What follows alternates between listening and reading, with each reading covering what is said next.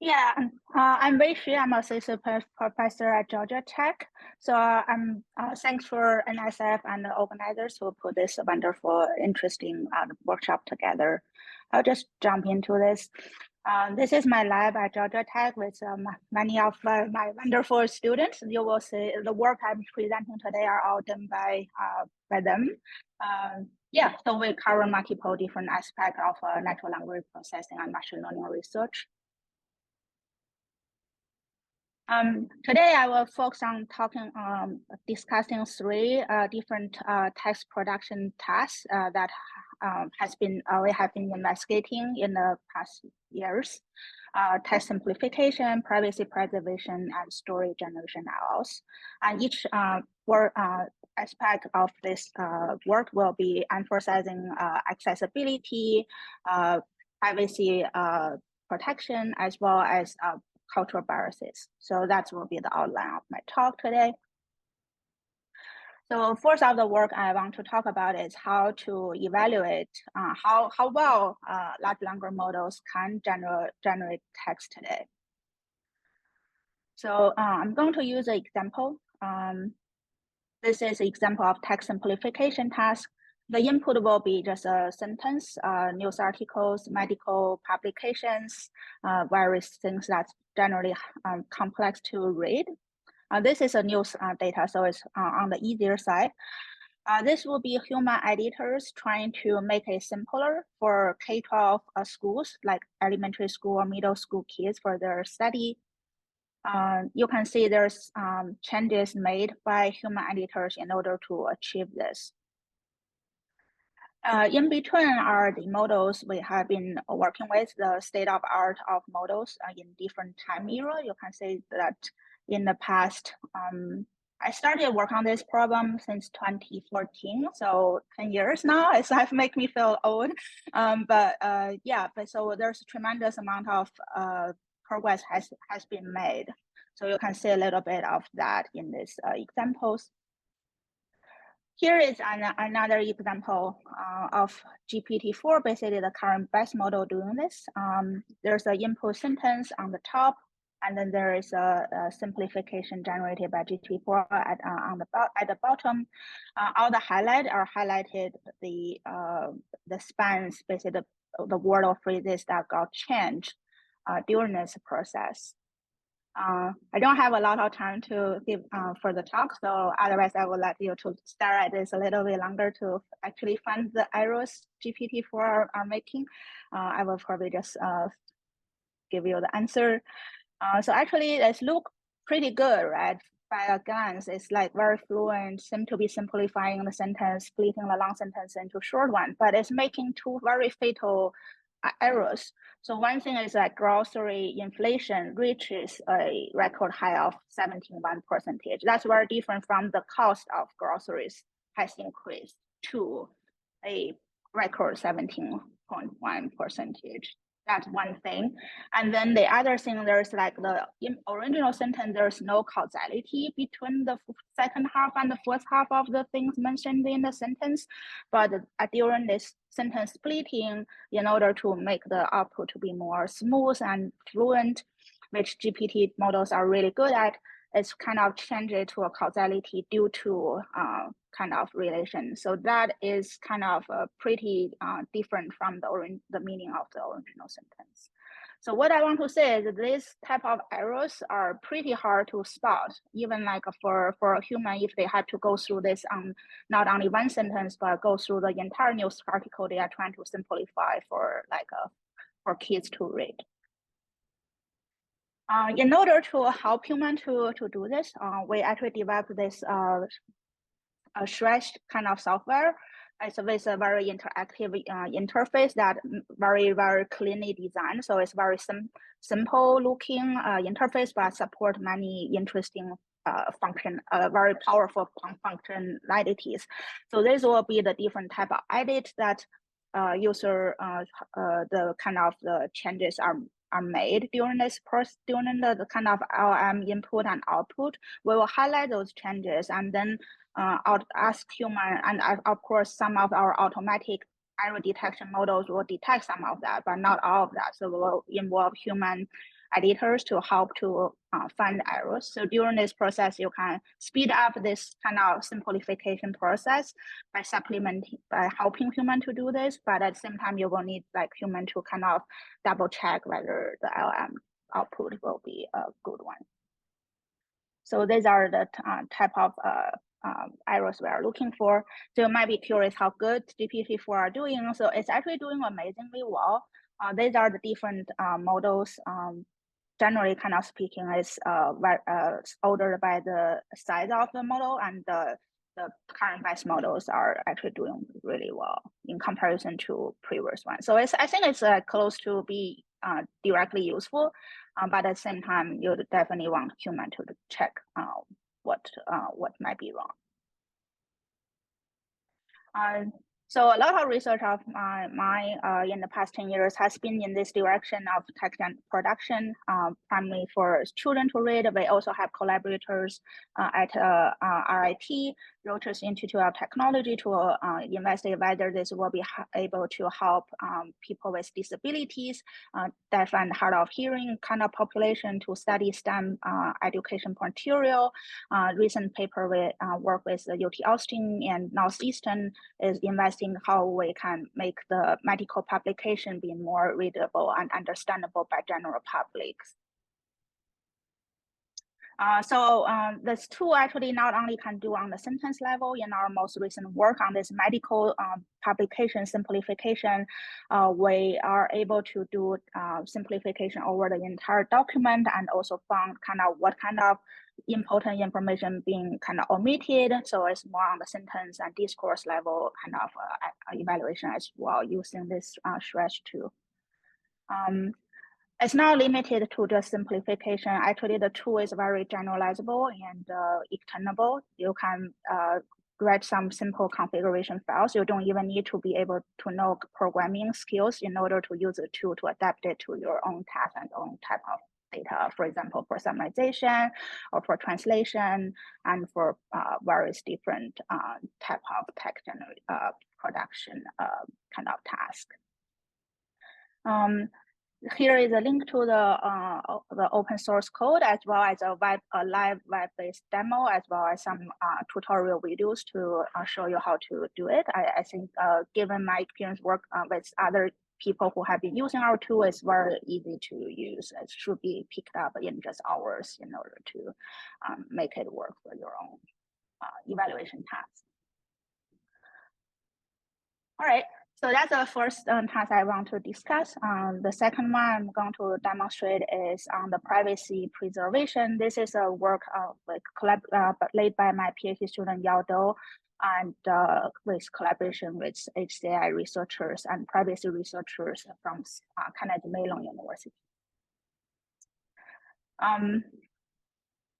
So prior work on the privacy preservation from NLP side, people just normally just do the PII, personal information identification, that's kind of finding social security numbers, phone numbers, and mask them, right? So this is the typical situation. And others will be kind of, they will not be able to distinguish whether this information are necessary, right? For example, if you want to put out a job ads, the email address shouldn't be redacted because that is the communication means you mean to spread, give it to others. So what our work is trying to do is we want to protect user set of protection.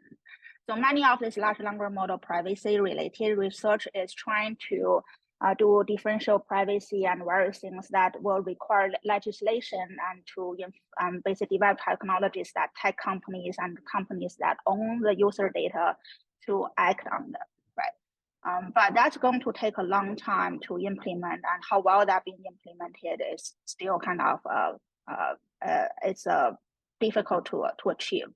What we wanted to do is to empower the user themselves to protect their own information when they can. So here is some people, maybe you write on social media or write an email or write post on Reddit or make a YouTube comment, you can use the NLP tools we are producing.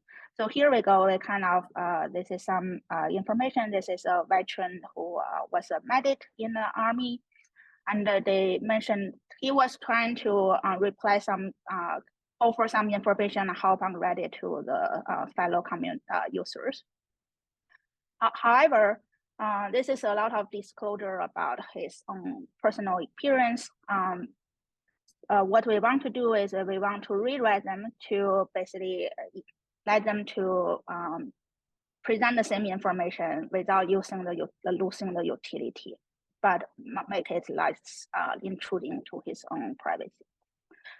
So what we did is we actually have a very broad coverage of detecting this type of information user talk about themselves, in covering 19 different categories, families and house or race and gender and things like that.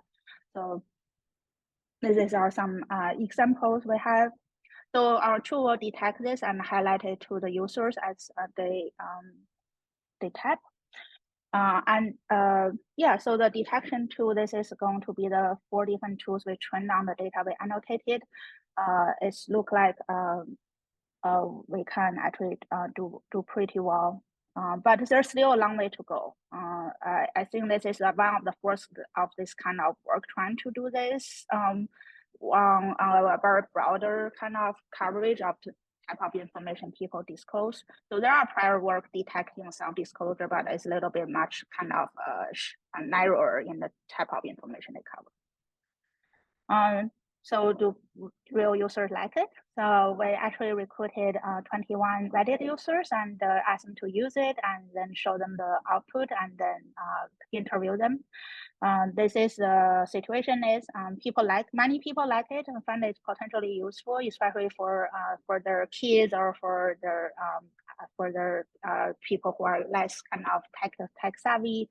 And I think there also you can see the suggestions that participants make. They want to cover more categories of information. They don't want you to highlight everything when they talk about themselves. So we are still working on a follow. I mean, this is more like a preliminary work, our first paper published, and we are working to make this work better. Yeah, so we want to basically intending coverage and make it personalized and kind of also consider whether highlight or not highlight the information based on how sensitive, how severe the risk would be for the users. Another thing we did, I already mentioned that we want to make some suggestions to the users to how they express the same meaning without disclose as detailed information as much. So this would be the ID-based generation model we trained. So yeah, this is what they will just find. So our detection model will find the word and phrases, the part of the sentence that mention their own information, and then we are just going to propose a rewriting on that particular part of the sentence. So this will be a span-based abstraction, right? So we compare it to some prior work, sentence level paraphrasing or sentence level kind of generation models. These are in comparison what other models you can possibly do. Anonymization will be the current PI tools will do, right? They will just delete all of those. So these are not ideal in different aspects. I just either doesn't help enough to improve the privacy protection or kind of alter the writing styles that the user may want it to keep. So the span-based kind of or so-called ID-based generation design would be much more suitable for maintaining all these good attributes. So this is a comparison or kind of work with GPT-4 models. You can see that either basically being able to identify which part of the sentence have this disclosure and then generate the text to extract it would work way better than just doing this on this entire sentence. All right, so this will be a kind of a quick summary of it. We still found that like having HCI user studies to be very helpful to actually know how your design will slightly differ from what the real user wanted to use. So we found a lot of like space for improvement from our first generation of the prototype. All right, I think I'm doing kind of okay on time. I'm speaking really fast. The last work I'm going to talk about is on cultural viruses. This is led by my PhD student Torrance, and Michael Ryan is an undergraduate in my research group. He graduated. So prior work on cultural bias, you probably heard a lot about fairness and biases for large language model in the past few years. I'm not going to, given the time, I'm probably not going to go into too much detail, but in general that although there's quite many works look into it, but it's kind of limited to ask language model some questions, more like survey questions, right? So it's this like what basically probing large language models about what they think, what their values, right? So that would be what you will do a survey and ask real human users, but now you can ask the same question of large language models and analyze their answers and to guard this. And other things will be kind of, again, asking kind of questions, more like just doing notes on cultural fact about some culture. For example, what would be the most common bridal dress color in the country, in different country, and things like that. And the third line of research will be just directly asking, again, a little bit like more about opinions and things like that. It's like whether to say the models will generate something a little bit kind of more biased given this areas. So we did something more differently. We want to evaluate this a little bit more rigorously and also more objectively. So what do I mean by that? This is my student Tarak who lead this work.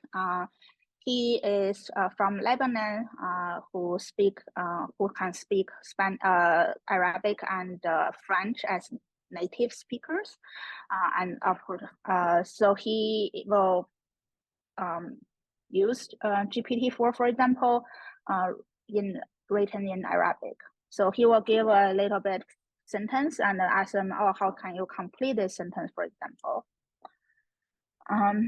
This is after prayer, I'm going with friends to drink something. This would be GPT output.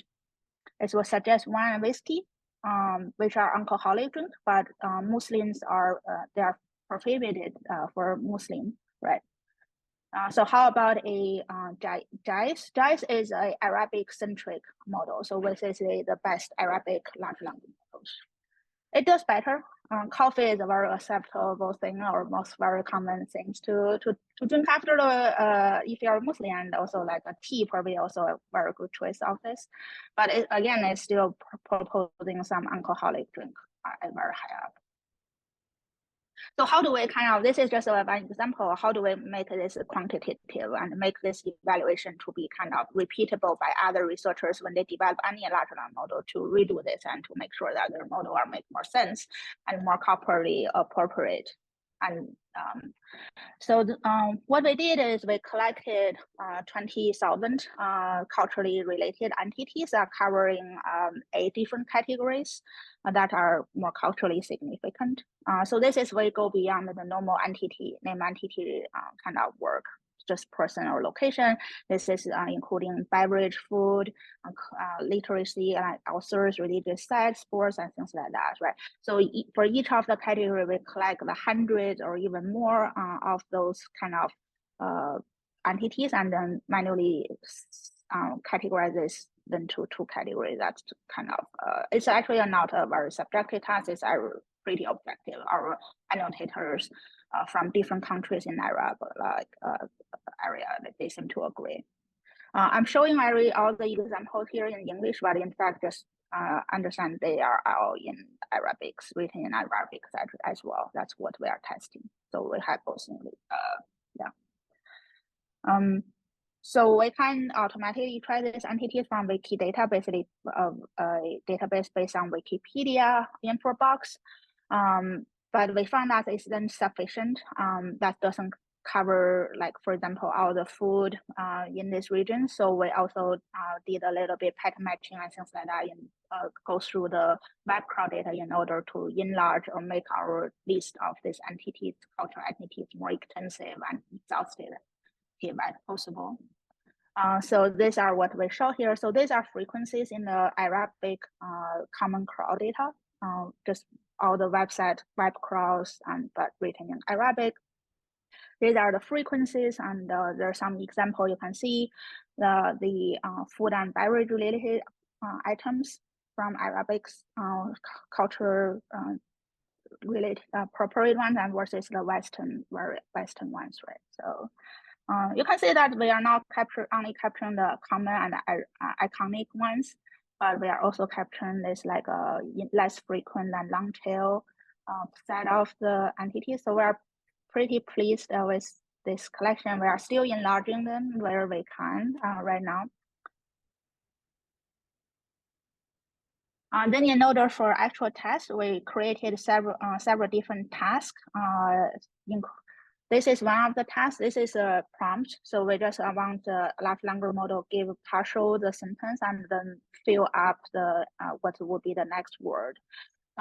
In order to make this more natural, other than kind of artificial, so we actually get out some tweets that people contain all these cultural entities and then use those as the sentence to be completed. There are two sets of prompts we collected in this way. One set is culturally contextualized, that meaning in this case, only Arabic culture relevant entities would be appropriate to fill up at the masked gap. And there's on the right is a culturally agnostic prompts, that meaning you fill up with any cultural entities, either Arabic or Western or even like other Asian culture or other cultural entities would be reasonable for the case. So as you can imagine, most of the text is on the left side on this culturally contextualized prompts. This is the result and ranking all the different common models. On the top part, this like you may see this like red shaded area. Those are the model trained for many different languages at the same time, normally more than 10 languages or even more number of languages. And on the bottom side, like the Arab GPT and else, they are like only trained on Arabic data. So the striking fact is, and also a little bit explanation of this cultural bias scores is basically kind of comparing how likely the language model fill up the gap with the Arabic entities versus Western entities. Again, this is on the culturally contextualized prompts, so that meaning that only Arab entities would be appropriate. So then the score should be close to 0 to be good. But you can see most model is more like around 40 to 60 percentage. Basically, the lower the better. The lower the less biased the language model is. Striking fact is like Arabic, even the language model are purely trained on Arabic data, they are still kind of not filling up with the Arabic cultural appropriate entities a lot of times. We also kind of tried other tasks, for example, story generation. In this case, we just ask models to, okay, can you generate a story about a character with this particular name? You can fill up Fatima, you can fill up Sarah, you can just swipe the Western and Arabic names there. And then these are the typical type of stories that the GPT-4 and JAIS model are producing. Of course, they are cherry picked, right? This is not this analysis is on all the data we generated.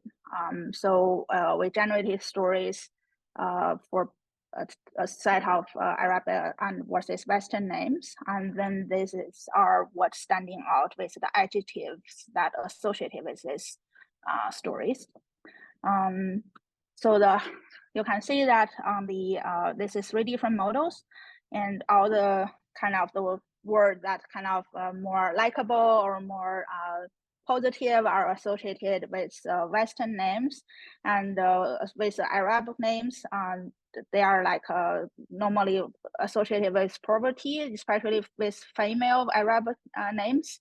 And then they also kind of more traditions and the more dominant for the, especially for the male Arabic names. So we found this is actually very subtle but very harmful in a way that what if like people just your kids will try to or student will try to write some of the stories of different kind of cultural important things. These are reasonable stories. Oh, there's a Arabic girl who kind of grew up in a poor family and made her way, blah blah blah blah.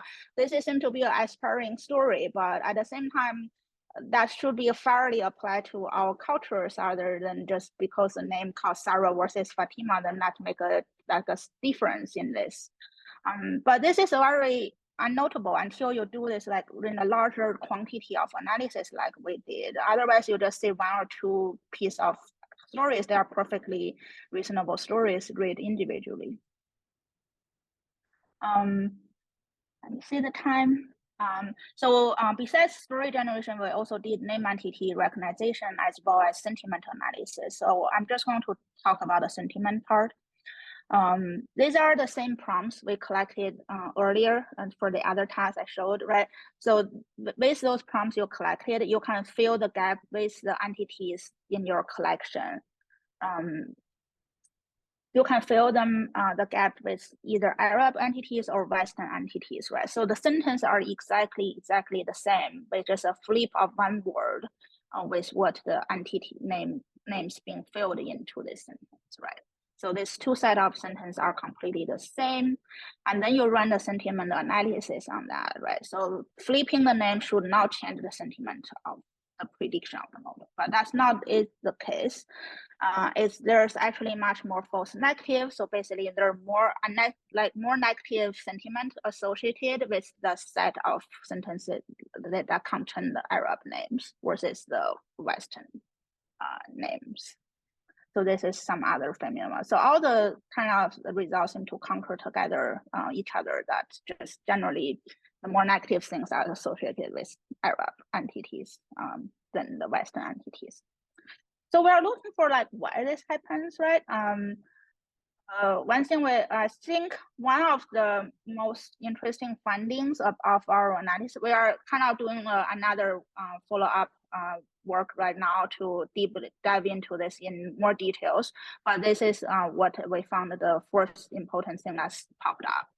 We trained a 4-gram language model. So this is not neural language model. So this is like statistical old school language models that primarily capture the frequencies of the kind of the 1 word, 2 words, 3 words, 4 words that occur next to each other in the corpus. So these are 6 different corpus we are analyzing, so which are typically used in training the large language models. And again, the higher the score, the more biased the data is. So what stands out here is the Wikipedia is the most biased in terms of Western versus Arabic cultures here. It's not meaning Wikipedia is biased. So Wikipedia actually have fairly strict like right editing kind of guideline to maintain a neutral point of view. You probably heard of.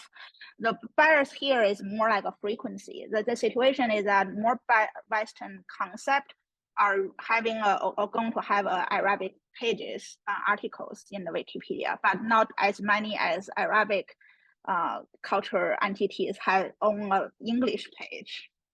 So it's not like it's an asymmetric relation in the play here, which is challenging the convention with wisdom. In all the large language model training, everybody thinks like Wikipedia, it is because it's knowledge rich, it's super well edited, it's the most high quality data you should train your large language model on. In fact, most of the models actually upsample Wikipedia data way more than the web data because they are better quality. So this is amplified this potential bias. But this is of course one of the potential reasons we think it is. But this is probably the most important place that people who are developing a training large language should pay attention to. So this work is accepted to ACL 2024, and there's also a pop science version that the journalist covered our story. We interviewed me and my collaborators, and we discussed a little bit more about our opinions about this in depth. I think I will just seem to be perfect on time. I'm going to wrap up. So this are the 3 works I got to cover today. This is some conclusions. This is probably this quote, probably representative of what you probably already see this on the social media, but this is pretty much representing my feelings about the AI, as the AI researcher, and also as a general public consumer of the AI technologies.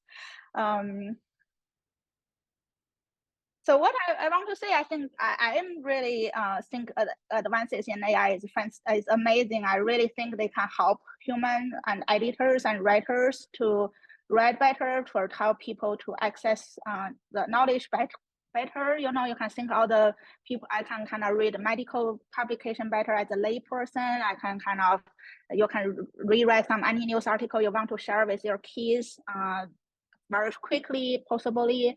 You know, I think this is great. I mean, to have large language model to be able to do all this, right? To help like native speaker to learn how to write scientific writings or to learn a particular writing style a little bit better. That we are working on.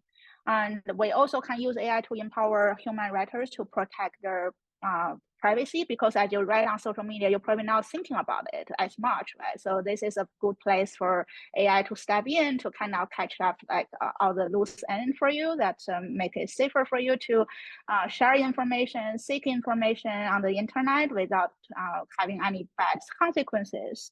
And I do think like it's good to have human in the loop or human at the kind of the end to kind of look over to make sure actually the quality are good and not making any errors.